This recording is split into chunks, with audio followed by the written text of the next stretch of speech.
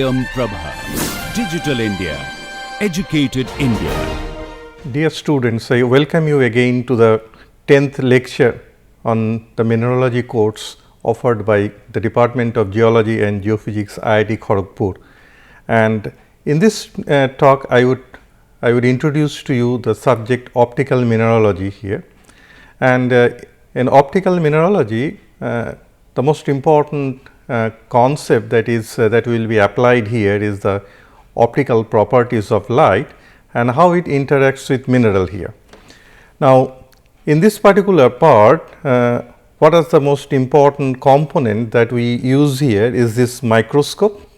So, this microscope that you see here, and in this microscope you see there is a thin section shown here, and this thin section is essentially a rock sliced into this rectangular piece here, thinned and pasted here, and the rocks consist of minerals here. And this polarizing microscope is essentially will be used to identify the minerals here. So, in this optical mineralogy course, I will try to give you the basic concept of what are the key issues that will be dealt with in this subject. The most important objective of this course is to give you a handle how to identify minerals using optical properties and also using a polarizing microscope here. And this will involve examinations of thin sections under plane polarized light and under crossed polarized light here, which is abbreviated as PPL and CPL. And the most important aspects of light that will be dealt with here is the properties of refraction and properties of reflection as the light rays enter a crystal. I will teach you here the properties which will be studied under plane polarized light. Essentially, that will enable you to identify or distinguish between opaque minerals. These are to be studied under reflected light, and non-opaque minerals through which light rays transmit through it. You will also study crystal shape, habit, cleavage or fractures that are present in minerals and their characteristic features, and we will also study color of the mineral and a property called pleochroism and a property called relief. The properties that would be studied under cross polarized light will be which will be used to distinguish between isotropic and anisotropic minerals. We will also study interference colors of minerals, twinning, the definition of extinction angle and how this is to be measured, sign of elongation and optic axial angle 2V, and a crystal's optical class, particularly uniaxial versus biaxial mineral and their optic sign here. And what are the applications here? The major application is once you identify the minerals, you will be able to identify the rocks, and the minerals internal arrangement, that is texture and microstructural investigations, are very important issues to study igneous, metamorphic and sedimentary rocks here. For igneous rocks, using the minerals properties and textures, it will be possible for you to deduce the sequence of crystallization of minerals, and in metamorphic rocks, it will be possible for you to study reaction textures, and in the process it will enable you to study mineral reactions, and this will be very useful to determine pressure temperature paths of evolution. For sedimentary rocks, the minerals that will be identified will be very helpful to study diagenetic processes here. And in structural geology, the minerals properties, the deformation properties, the development of foliation, lineation, they will be very useful to deduce the deformation history of a particular terrain. And all these issues, all these applications will be very helpful to study or to develop evolutionary models of crust, how the crustal evolution has taken place from Archean through Phanerozoic eons. Okay. So, in this optical mineralogy course has been subdivided into 5 parts. In this part, we will be studying the important properties of light. I will give you the concept of polarization and the plane polarized light and also the cross polarized light. I will also tell you about the concept of double refraction and retardation, and I will deduce a mathematical equation that will relate constructive and destructive interference. Okay. So, you know that this light constitutes part of an electromagnetic radiation. The other forms of electromagnetic radiation are radio waves, ultraviolet light and X-rays. You see this is the different components of electromagnetic radiation here. So, this is the visible light here, and if you go towards the right, the wavelength of different components of electromagnetic radiation progressively decreases as we go from ultraviolet to X-ray to gamma rays to cosmic rays, where to the left as we go from infrared to microwaves to radio waves to so this particular waves here we have the wavelength that progressively increases here. Now, our main concern here is this visible light spectrum here. So, the wavelength varies from 390 nanometer to 770 nanometer here, and here we study the relationship between the velocity of light wave, its wavelength and frequency through a relationship where frequency is equal to velocity by wavelength here. And here the wavelength is how the wavelengths are measured. This is a light wave, this is a waveform here, and where the distance between positions in the wave in the same position here, this is the crest. So, the distance between two consecutive crests is the wavelength here, and this is the amplitude here. And this is the, as I showed you told you before, this is the visible light spectrum from 770 nanometer somewhere here, and then around say 390 nanometer somewhere here. Now, if you look at this diagram here, where in the y axis the direction of vibration has been plotted, whereas in the x axis this is the direction of propagation of light ray. So, always the light rays vibrate perpendicular to the direction of propagation of light ray here. And here you see here there are two waves corresponding to blue and red has been plotted here. The wavelength of the red one is large where compared to the blue wave here, and this is the wavelength that determines the color, whereas the amplitude determines the density in the intensity of these waves here. And the velocity of wave in air is equal to 3 into 10 to the power 5 kilometer per second. So, what we show here is that there is a concept, I tell you here the concept of wave front and wave normal through this image here. What is a wave front?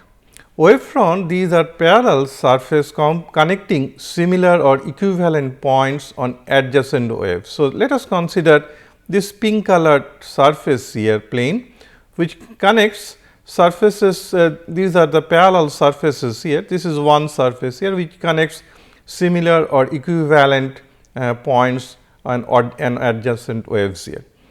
Whereas, wave normal is a line perpendicular to the wave front, representing the direction the wave is moving here. So, this direction, this is the direction of wave normal here, and light ray, this is the direction of propagation of the light energy.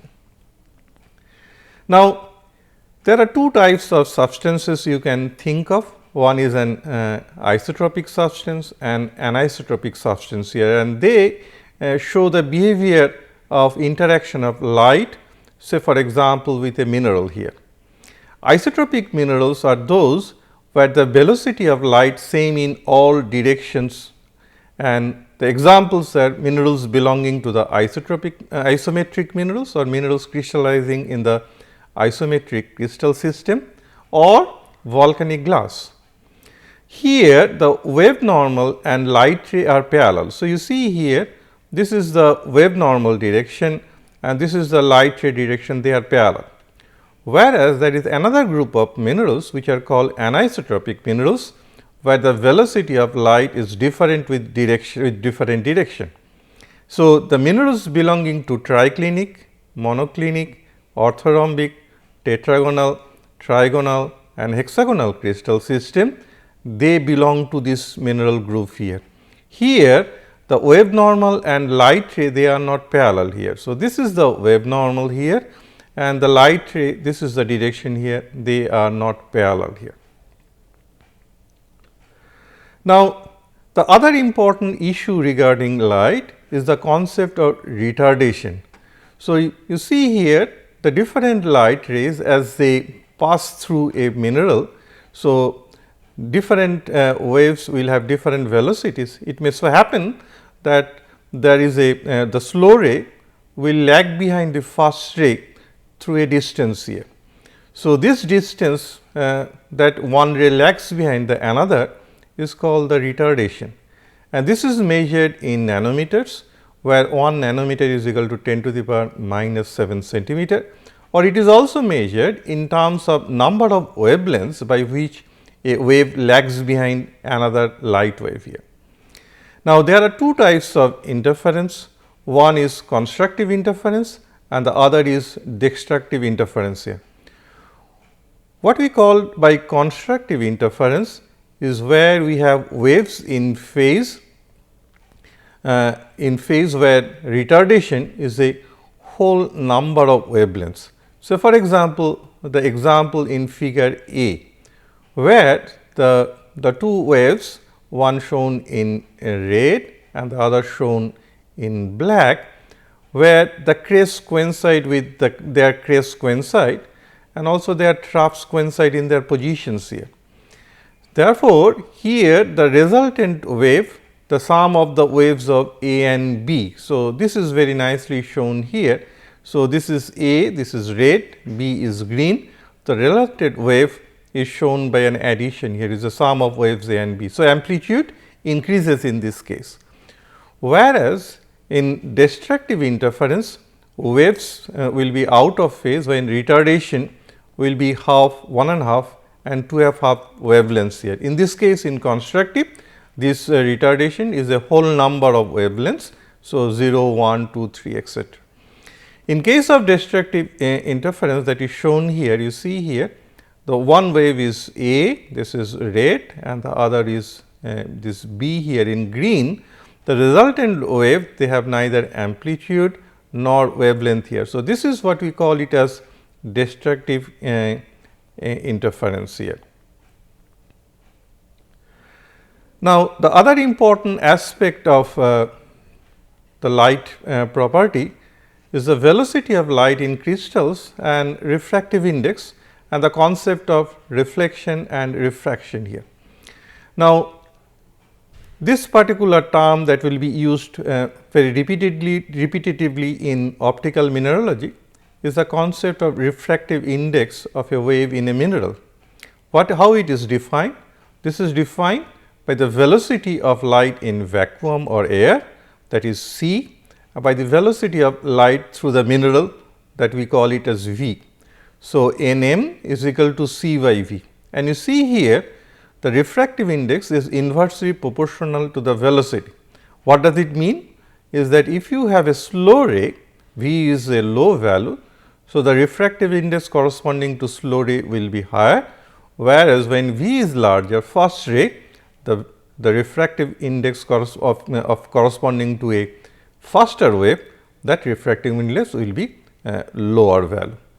So, the velocity of any light ray in a mineral, this is generally lower than the velocity of in a vacuum or air.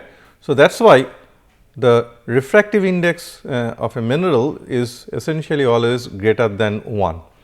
So, in this table here I have listed the refractive indices of common minerals here. So, let us for example, quartz, whose refractive index is around 1.53 to 1.54, and as we go downward we see minerals whose refractive index progressively increases through garnet, zircon, ginsite and diamond here.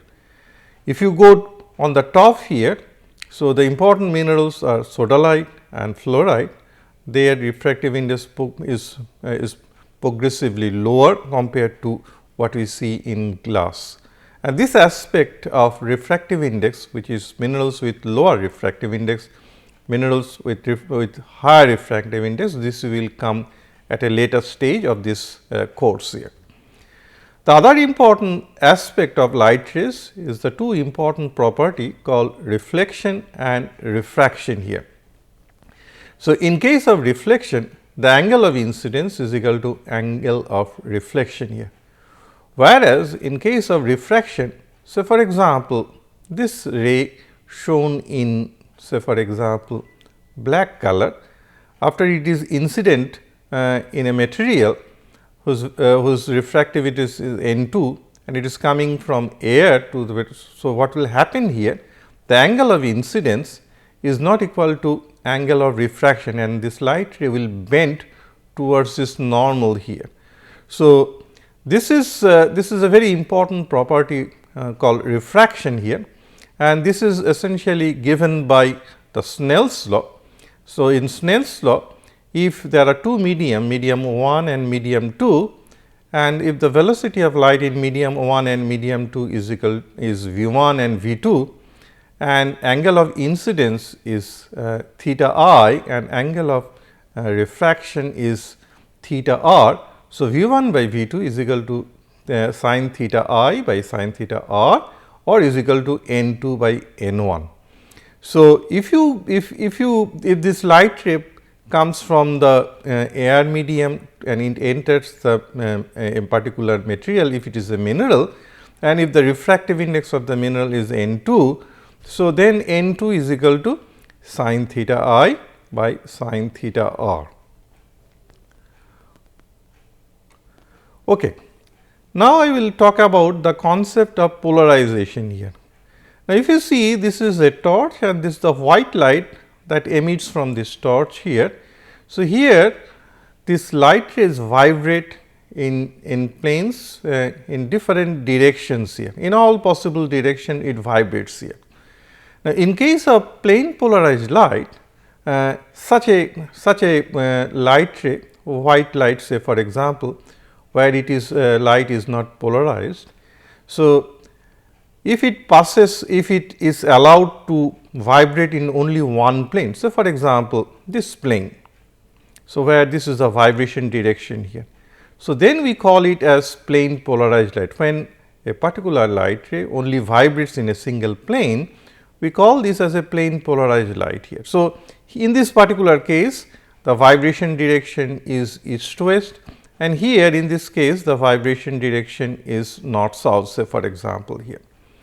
So, any white light can be polarized by four possible ways, which we call it as reflection, double refraction, selective absorption and dispersion. In this case, I will give you two examples by which a light ray can be plane polarized light. This is double refraction and selective absorption. We start with selective absorption here.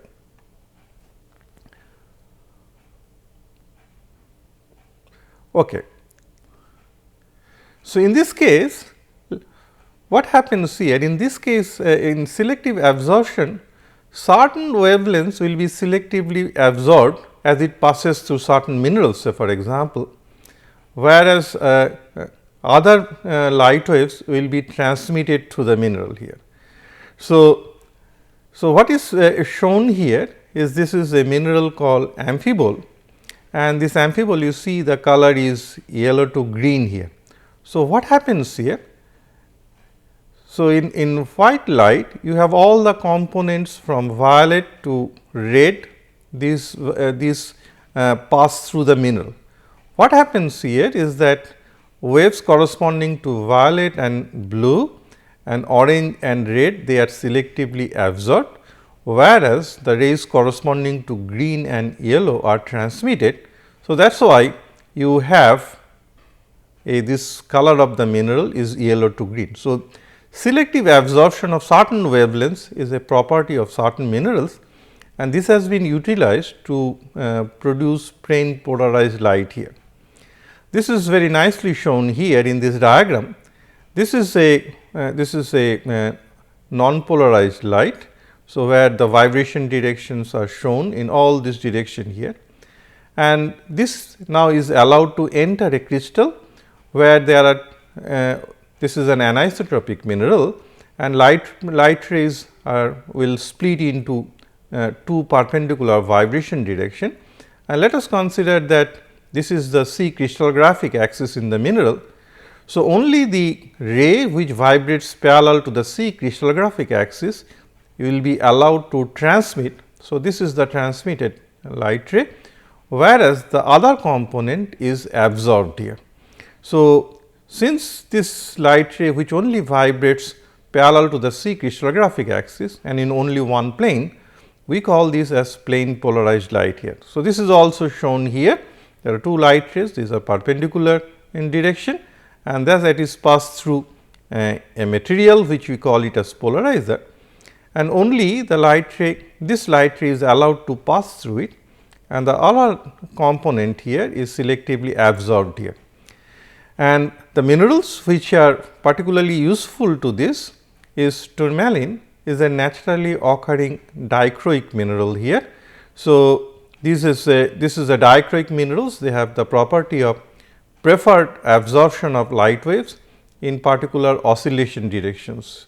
So, there are two orthogonal vibration direction that has been shown here, and the other is this, and in tourmaline there are only two vibration directions here. It is a uniaxial mineral here, and we will discuss in some details when we will be studying pleochroism at a later stage here. The other property of anisotropic minerals is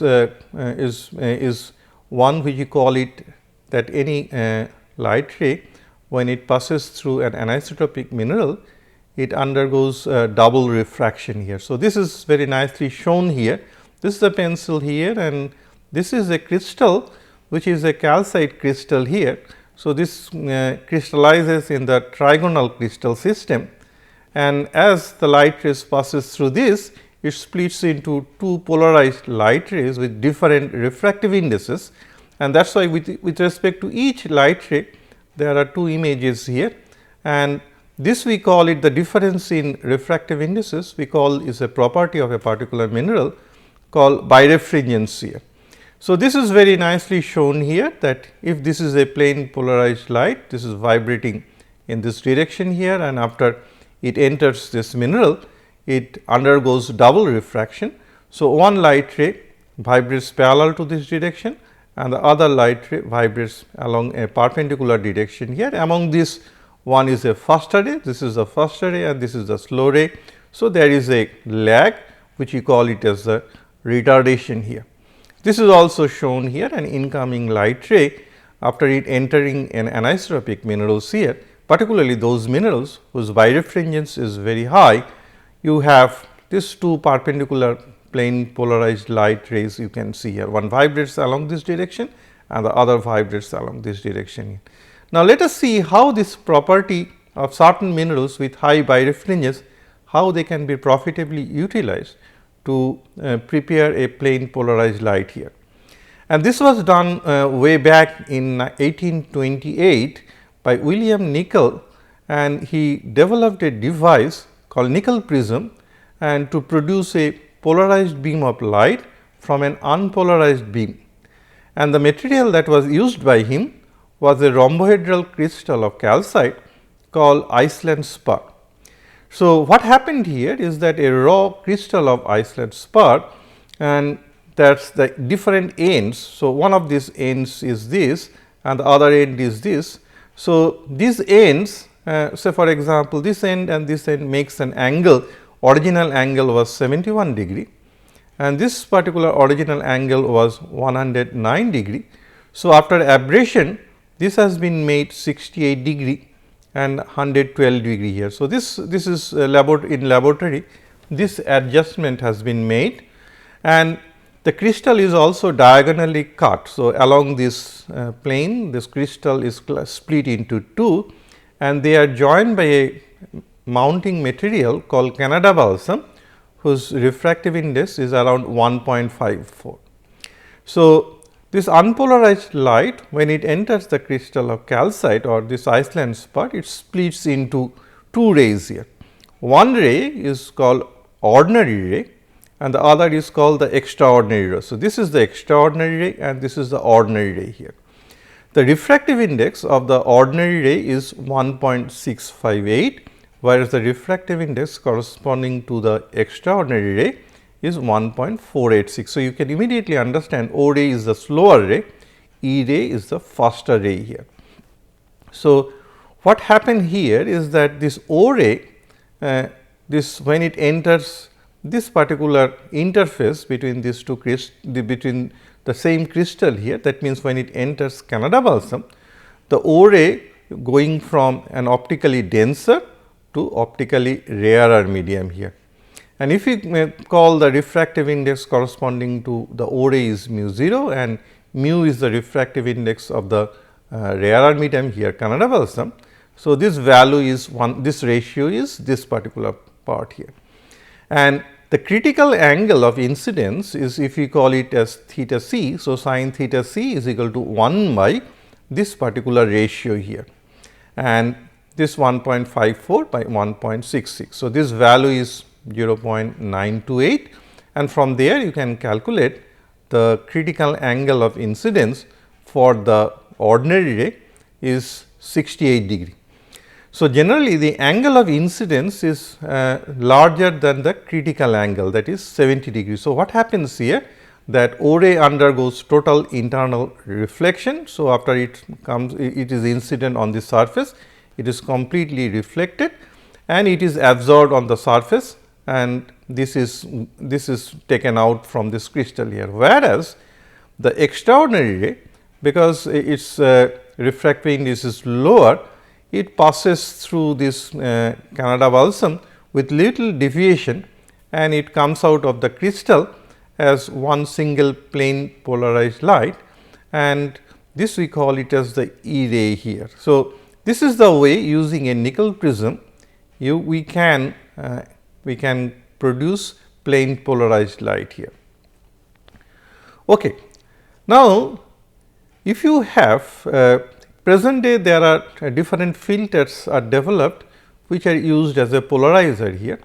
So, let us consider that if you have an unpolarized light or non-polarized light, it passes through a polarizing filter like this and after it emits it vibrates along this direction here. So, this is a plane polarized light, the plane of vibration direction is like this. Now, if you have another polarizing filter where the vibration direction is this. So, this is the vibration direction which is 90 degree apart from the polarizing vibration direction.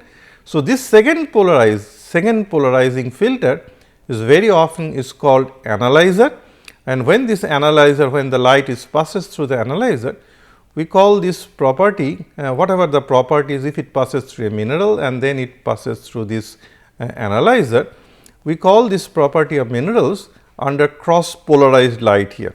Cross here is that the vibration directions in the polarizer and analyzer is 90 degree or at orthogonal orientation here. Okay.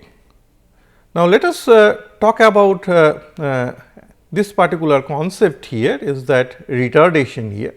So, let us consider there is a plane polarized light and as it enters a anisotropic mineral here, it splits into a slow ray shown by this green and then the faster ray is shown by this pink part here.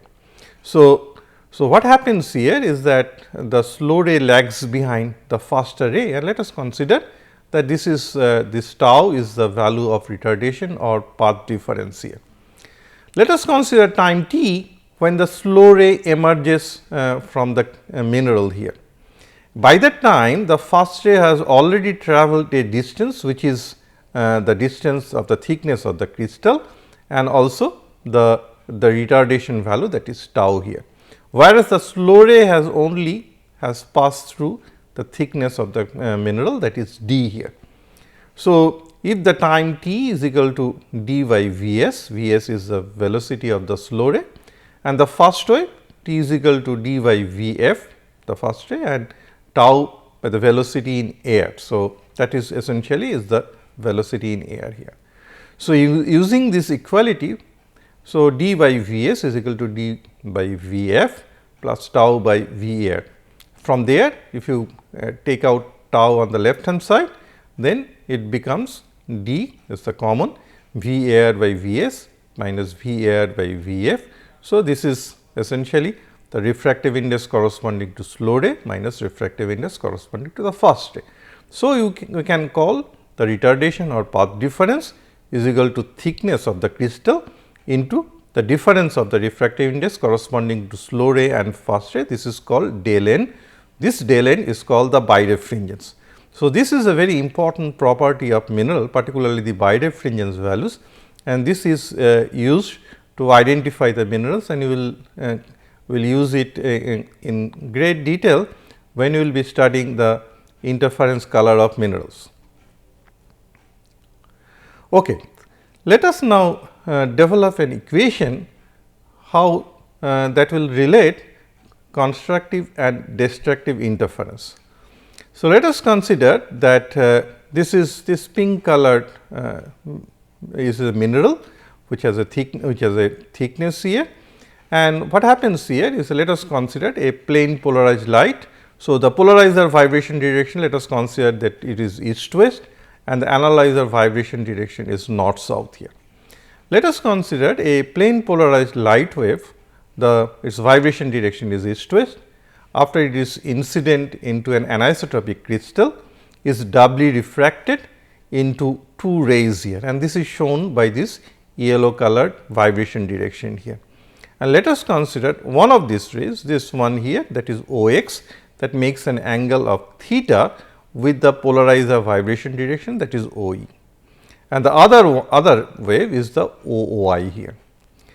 Let us consider that we express this light wave mathematically here, that is the incident light wave, that is y is equal to a sin omega t, where a is the amplitude, omega is the frequency, and t is equal to a time measured with respect to some arbitrary 0 here.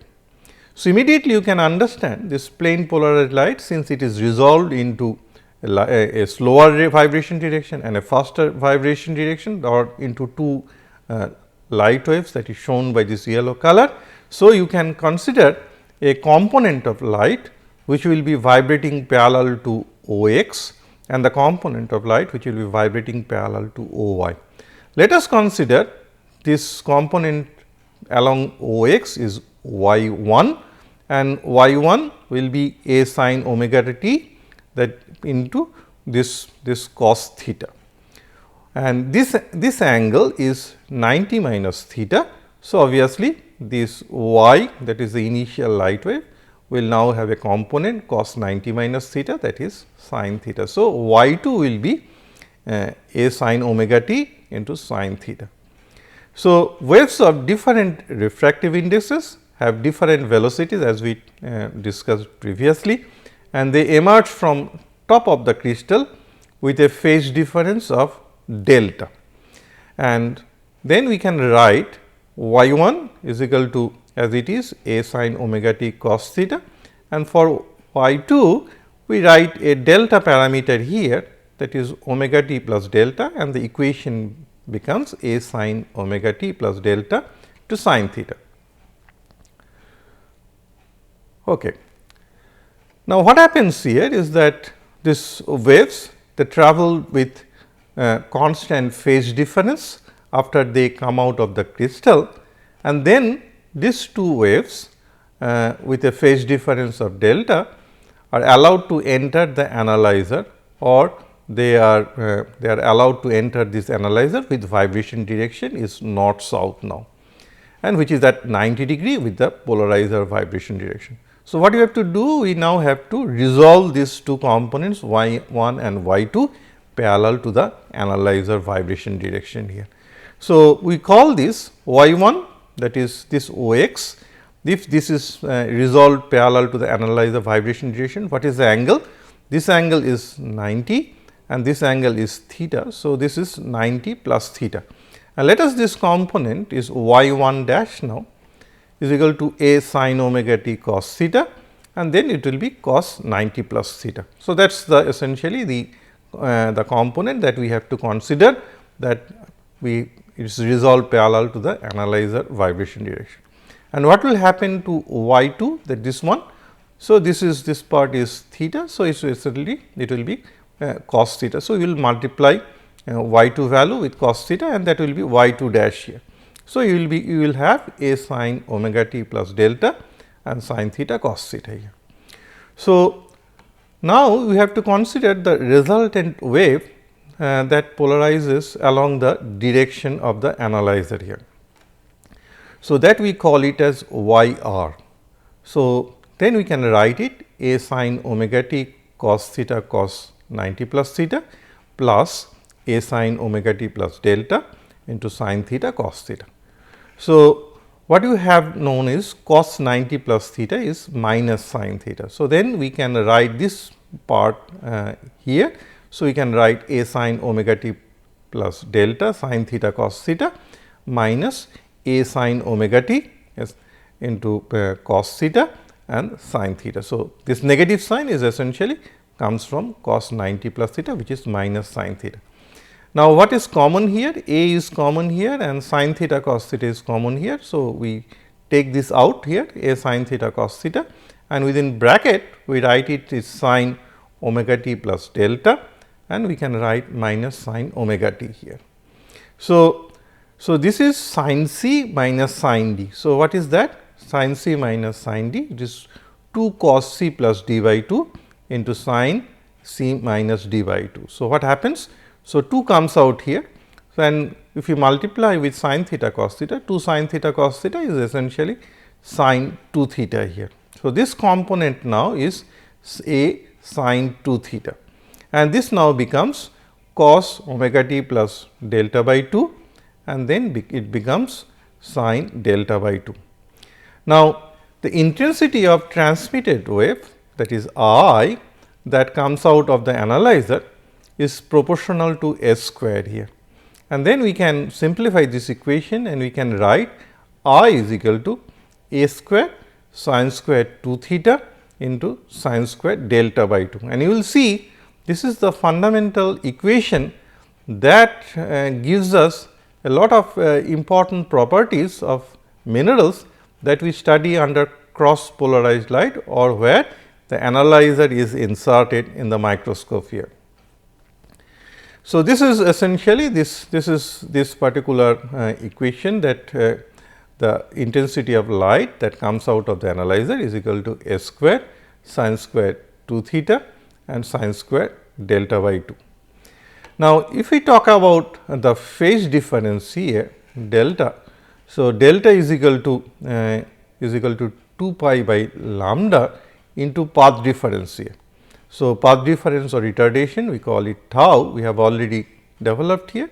So, you can put this path difference mu 2 minus mu 1 into d, this you can put it here, and then this was originally the equation is delta by 2. So, 2 pi by lambda 2 pi by 2. So, this is essentially sin s square sin square 2 theta sin square pi by lambda into mu 2 minus mu 1 into d here. So, now you have essentially two important parameters that we need to consider here. The first thing is that what is the value of theta, how the value of theta gives rise to the value of I, how the I value changes with the value of theta, and how when if we convert this particular path difference or retardation in terms of number of wavelengths here, then how this particular thing will also lead to a change in the value of y. In this particular case, let us consider only how we change the theta and how the value of I changes here. So, let us consider theta is equal to 0 degree or 90 degree. So, when sin square 2 theta, if you put theta is equal to 0. So, essentially this is sin 0. So, sin 0 is equal to 0 here, and if you have 90 degree, so it becomes sin square 180 degree. So, sin 180 is equal to sin 180 minus 0. So, sin 0. So, in both cases sin 0 or sin 180, that is the value is 0. So, immediately what you have here, I becomes 0 here.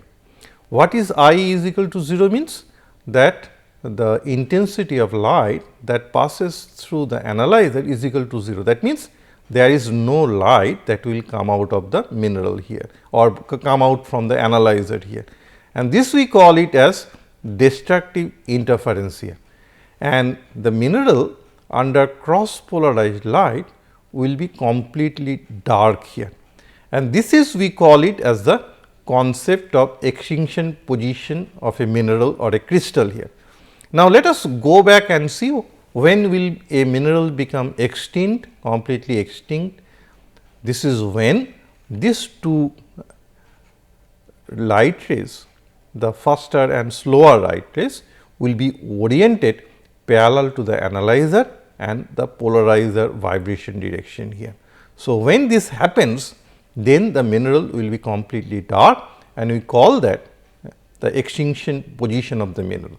So, students, it is important that when you see a mineral is completely dark under cross polarized light, immediately you know that this is the extinction position of the mineral, and at that condition the direction parallel to the analyzer vibration direction and the direction parallel to the polarizer vibration direction, these two directions will be the two vibration directions in the mineral. One of them will be the fast ray and the other will be the slower ray, and this you will be able to determine depending on other properties here. But important thing here is that this is this important concept of extinction that you need to recognize. What is this? Now, let us consider that you rotate the crystal to a position where theta is equal to 45 degree. So, you put theta is equal to 45 degree, what will happen here? So, then it will become sin square 90 degree. So, sin 90 degree is equal to 1, that is the maximum value. So, in that situation I, when 2 theta is equal to 90 degree and sin theta is equal to 1. So, I will be a maximum value here, and then you will have the constructive interference, and you will know shortly when you will see when you have this kind of condition that theta is equal to 45 degree, that you rotate the crystal 45 degree from its position of extinction, then you will see a color of the mineral as the light rays that passes through the analyzer here. And what will happen here, that color of the mineral we will call it as interference color, and you will be introduced to a concept from an order of interference color, and you will see that this is the highest order of interference color that you will see under this condition here. Now, if you rotate at a complete 360 degree rotation here of the microscope stage, you will essentially see 4 stages of extinction, and that will alternate with 4 stages of maximum interference color here. So, essentially you have I will show it with another slide after in the next talk here, that during a complete 360 degree rotation of the microscope stage, you will essentially have between 2 extinction position, one position of maximum interference color, and this if you rotate completely 360 degree, you will have 4 consecutive stages of extinction, and they alternate with 4 stages of maximum interference. Okay, thank you. So, we finish this first part of the lecture here. So, we will continue in the second lecture, and we will continue from here, and I will show you the importance of this particular parameter here, this phase difference, and how this path difference value, if it is considered in terms of multiples of wavelengths, how this will have an impact on this intensity of light that comes out of the analyzer. Thank you once again.